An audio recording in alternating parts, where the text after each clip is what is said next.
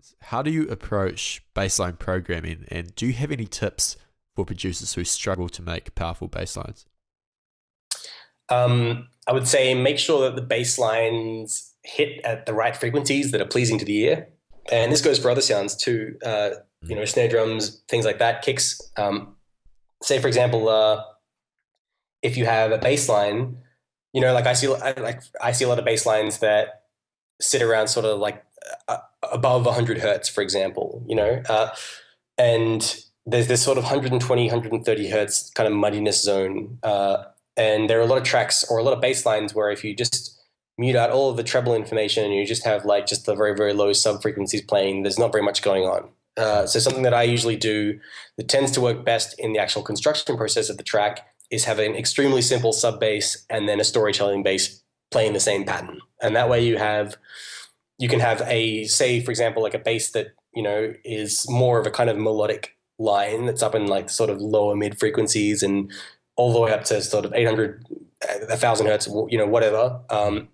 And then that can be as crazy as you like in terms of like how hard it's pushed or how much it's, what kind of tone it has, how noisy or aggressive or pleasing it is or whatever. But if you have that sub bass that is just extremely simple and clean, then your low end is automatically going to just sound really good. So a lot of people use like a sine wave. I use like Logic's ES1 bass a lot for that.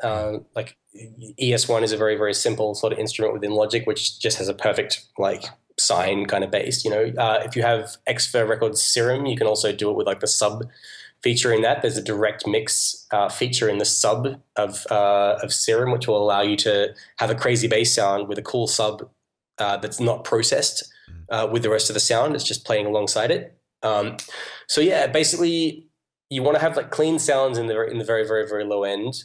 And you also want to make sure that there's space in the mix for it. That's a really important thing as well is you want to keep that low end pretty free for, your kicks and bass and stuff like that.